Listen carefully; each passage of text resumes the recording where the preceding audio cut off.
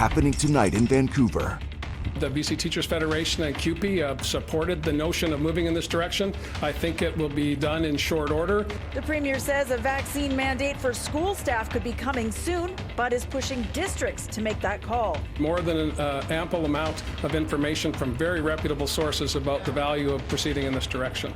But they're the employer. He is just on to the next one. Yeah, no, it's hard. Montreal Canadiens general manager Marc Bergevin choked up after his star goalie Carey enters the NHL's Players Assistance Program. You guys are out hunting people now, and it's just a nice change of tempo. Yep, agreed. These people. New body camera footage shows Minneapolis police officers talked about hunting down protesters on the streets in the days that followed George Floyd's murder. This is City News Everywhere. Mandating COVID-19 vaccinations for BC's school staff continues to be a hot topic and a hot potato. I think it will be done in short order, but we have to respect jurisdictions here. Which is to say the Premier thinks it's a good idea, but won't be the one to pull the trigger, leaving the decision to the province's 60 different school districts. They're as diverse as British Columbia.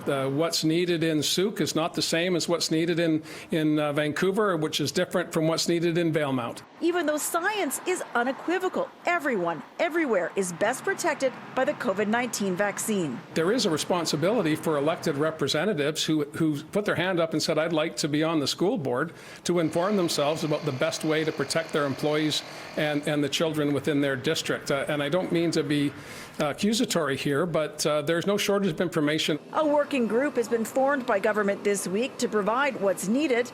A political scientist with an eye on this says government could do it if they wanted. Their argument being they're actually the employer as opposed to the province. I think that's a bit of a technical decision or distinction. I rather think that this is more political rather than legal. Trustees are set to meet with the province to hear more tomorrow. Until now, the province or public health have given districts direction with school safety protocols. So while the Premier is all but promising action, it won't be from his office on this. I don't want to say to trustees who put their name on a ballot, got elected, and have been working hard to represent the needs of their community that if they need access to information, we're here to give it to them. But they need to make these decisions with us, not because of us. For City News in Victoria, I'm News 1130's Lisa Yuzda. Another day of high COVID numbers in BC. The province is reporting 624 new infections and 4 more deaths. There are more than 370 people in the hospital, including just over 130 who are in the ICU. Once again, the most active cases are in the Fraser Health Authority. There are no new outbreaks at long-term care facilities. Just over 82% of eligible British Columbians have both vaccine doses. New modeling from an independent group of academics tracking the course of COVID-19 in BC shows children are the new targets of the virus. The modeling shows infections among those under 12 are higher than at any other time during the pandemic, and it estimates at least 20% of youngsters in the province will have had the virus within 2 years. But the report also says children will benefit if a vaccine is approved for those aged 5 to 11, and it says the benefit would pass to unvaccinated adults because spread of the virus would be limited even further. Numbers show BC's intensive care units remain at near maximum capacity, but the latest model covering the period to October 4th confirms COVID-19 cases stabilized through September due to masking, vaccination, and other public health measures. BC Hydro is mandating vaccines for its workers. About 6,000 people have until November 22nd to get the shot. Consultants and contract workers have until January to prove they've had both doses. This comes after 2 outbreaks at the Site C Dam near Fort St. John. Earlier this week, Northern Health said there were 21 active cases linked to the site. Yeah, no, it's hard. Montreal Canadiens general manager Marc Bergevin holding back tears as he talks about his star goalie. Carey Price has announced he's entering the NHL's Players Assistance Program. But here in Game 7, he has been the difference. He's got kids, 3 kids and his wife, so I think we need to support them. We need to respect their privacy and wish him the best. And like I told Martin earlier on, I believe better days are ahead for Carey. That never say die attitude, that lateral movement side to side. The news comes following a stellar season that saw 34-year-old Price lead the Canadiens to the Stanley Cup Finals. A joint media release from the NHL and NHLPA said it was Price's decision to attend the assistance program. The program helps players and their families deal with mental health, substance abuse, and other matters. No one will comment on why he decided to take part, but his wife taking to Instagram with this message. Part of the privilege of being in the position our family is in is that we also get a public platform to show how there is and can be a path to light for anyone who is struggling. No matter what is on the line, we hope we can communicate the importance of putting mental health first, not just by saying it, but by showing up and doing the work to get better. Carey showing up for himself and his family and making the absolute best decision possible for us. Carey Price makes 25 stops, his 11th. Carey Price is one of the NHL's few Indigenous players and is the latest sports superstar to take time off and seek personal help. His departure following other high-profile athletes like Simone Biles, Naomi Osaka, and his teammate Jonathan Drouin, who also chose to step out of the limelight to address personal issues. I think every general manager, every ownership wants guys to come out if they need help, seek it and move on and have a life, because your hockey career lasts so many years, but you have the rest of your life, your kids, your family. That's the most important. And here, down by 1, knowing he's got to shut the door. Price is expected to be out for a minimum of 30 days, which could be extended. Nigel Newlove, City News. I think that this may very well, in many ways, mark the year that we look back and say, this is when I think that the stigma that we saw associated with mental health really started to collapse. Turning a corner in mental health, how athletes going public about their struggles is making a difference. A warning, this next story contains content that may be troubling for some viewers. A disturbing attack on a woman who police say was kicked to the ground after being propositioned by a stranger. Officers say the 22-year-old was waiting at a bus stop near Knight Street and East 57th Avenue on Tuesday when a man showed a condom and a pornographic picture on his phone. Police are sharing this photo of the suspect, explaining he propositioned the woman and she refused before he kicked her from behind while she walked away. The woman was knocked to the ground and seriously injured, but she was able to run away. Anyone with information is asked to contact police. Police are identifying the victim of a deadly shooting near the Surrey Delta border. iHit says 28-year-old Sharnbir Singh Somal was found with gunshot wounds in his driveway near 124th Street and 80th Avenue in Surrey. Investigators say Somal was known to police and they believe this was a targeted attack linked to the ongoing gang conflict. Just after the shooting, police say a black Ford pickup was found on fire near 129A Street and 72nd Avenue. iHit is looking for any dash cam footage from vehicles in both areas recorded Tuesday from 8 p.m. to 10:30 p.m. You guys are out hunting people now, and it's just a nice change of tempo. Yep, agreed. These people. New body camera footage shows Minneapolis police officers talked about hunting down protesters on the streets in the days that followed George Floyd's murder. A day after City Hall shot down a proposal for residential parking fees, there's still talks about the flaws in the idea and what else can be done to create a greener city. The proposal was for a permit for vehicles parked between 12 a.m. and 7 a.m. at a flat rate of about $45, with low-income households paying a reduced fee of $5 a year. First of all, the $45 is the starting point, and it is envisioned to go up over time. It would be market demand pricing, so it's $45 to start. But eventually, as neighborhoods densify, you could be up to a high of about $400 with the West End. Green councillor Adrian Carr says there are other ways to use transportation to help with the climate emergency, pointing to the Greenest City plan and seeing what recommendations they can still move ahead with. The Trans Mountain Expansion Project is losing support in BC, according to a new poll. A Research Co. online survey says 45% of participants agree with Ottawa's decision to reapprove the project, down 7 points from a poll done last October. The survey also says opposition is up 5 points to 34%. Research Co. says the most support for the pipeline can be found in northern and southern BC, with lowest levels of support in the Fraser Valley and Vancouver Island. Leaders from Tecumloops to Shuquabuck First Nation have stern words for Prime Minister Justin Trudeau after he apologized for traveling to Tofino on Canada's first National Day of Truth and Reconciliation, instead of accepting one of 2 invitations to spend the day with them. A statement says Trudeau missed an opportunity to show his commitment to the survivors of residential schools, and his lack of response to their invitations was an insult. The statement says the First Nation is not interested in apologies that don't lead to institutional and widespread change, such as healing or revitalization of their language and cultures. But it also says members look forward to meeting with Trudeau in Kamloops later this month. The Tecumloops announced in May the suspected remains of 215 children had been found in unmarked graves on the grounds of the former Kamloops Indian Residential School.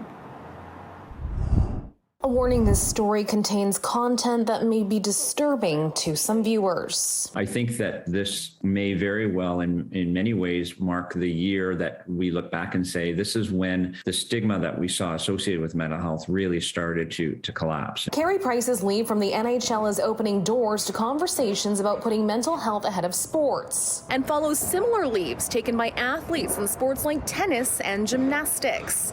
Now advocates are saying it's imperative we have discussions about our mental health and well-being and not let these emotions and feelings fall by the wayside.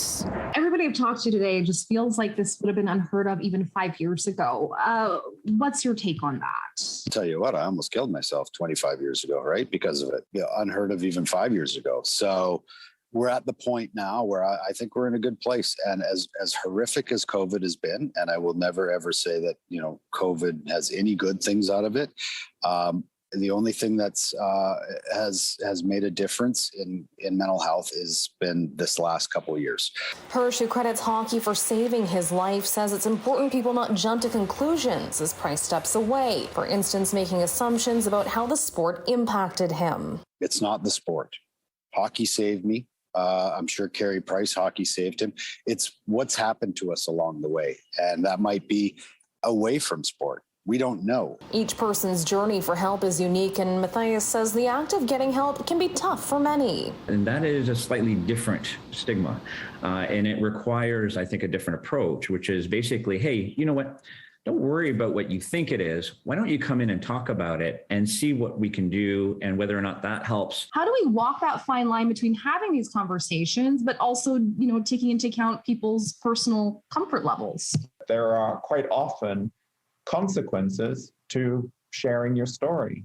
Some of those are very positive, and sometimes they can be negative. And I think it's really important to be as consent-driven as possible in inviting people in to share a story, and to make sure that, as viewers or listeners to these stories, we're just not consuming the story, that actually we think about the implications of what it takes to share a story. I am proof that going and getting help, it gets better, a lot better. And if you don't, I promise you, it'll get even worse than what it is. So go get the help. It's there. If you or someone you know needs help, dial 310-6789 in BC or call the national helpline listed below. In New Westminster, Ria Renouf, City News. Pfizer and biotech have submitted a request in the U.S. for emergency use authorization of their COVID-19 vaccine in children as young as 5 years old. Health Canada says it expects to see a similar submission from the companies in the coming weeks and will review the data as soon as it is received. If approved, the shot would become the first COVID vaccine available for young children. It was past curfew just 5 days after George Floyd's murder. You guys are out hunting people now, and it's just a nice change of tempo. Yep, agreed. These people. New body camera footage from that night shows Minneapolis police officers talked about hunting down protesters on the streets.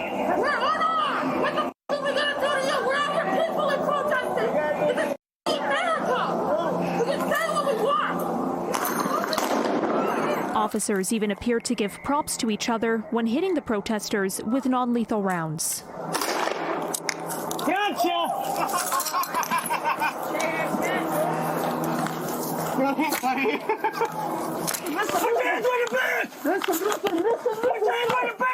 Hours of video have been released by the attorney for a man recently acquitted on charges for firing a gun at police in self-defense.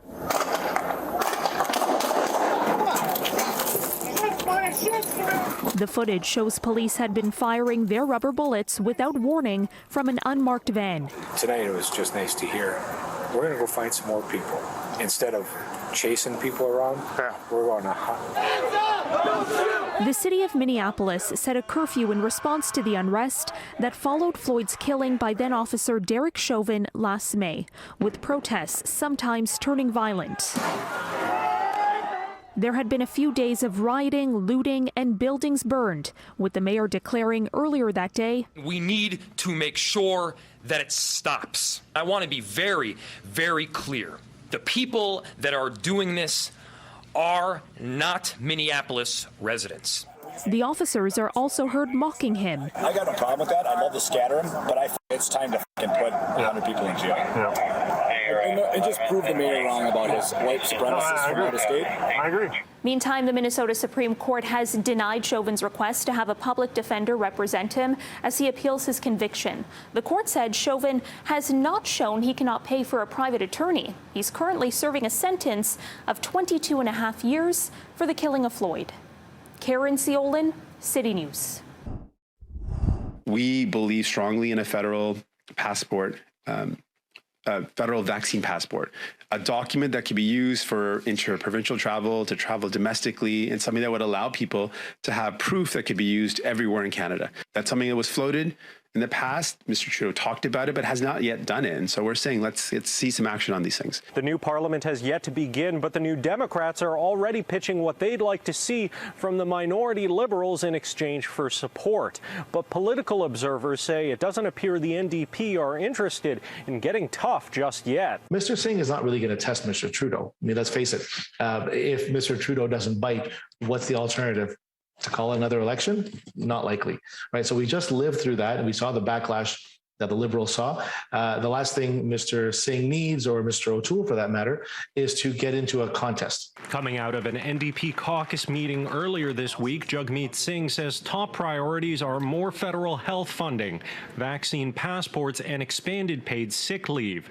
But if you've been paying attention, you'll know the Liberals say they're already working on some of these things. I think this is a kind of a minimalist approach to the coming discussions amongst the parties in this minority government. Political scientist Chaldeans Mensah says there's very little to separate the Liberals and NDP these days, and Singh could be trying to show a willingness to play ball on issues where there's little disagreement, putting off more significant differences like on pharmacare to a later date. For New Democrats, we're unequivocal on this. We want to see justice for Indigenous people. One immediate concrete step, something that could happen right now, is Mr. Trudeau could finally stop the court case against Indigenous children. One point where there could be disagreement is the court case between the federal government and the First Nations Child and Family Caring Society over inequities in the child welfare system. Canada lost a judicial review of that case last week, but hasn't ruled out an appeal. Kareem Boulis says he doesn't think the New Dems will pick this hill to die on. I think it's we're going to take the high road because we're holier than thou. So I think it's just more of a posturing position. And again, if Mr. Trudeau calls their bluff, what happens? But with Justin Trudeau taking heavy criticism over his Tofino trip on Truth and Reconciliation Day, Mensah says the Liberals could feel compelled to cooperate. The Tofino situation has really damaged him in this respect. So I think there's room here for Mr. Singh to push for more action on the First Nations file. In Ottawa, Xiaoli Lee, City News. Vancouver's news is always available on the radio with News 1130 or online anytime at citynews1130.com. Thank you so much for watching and have a great night.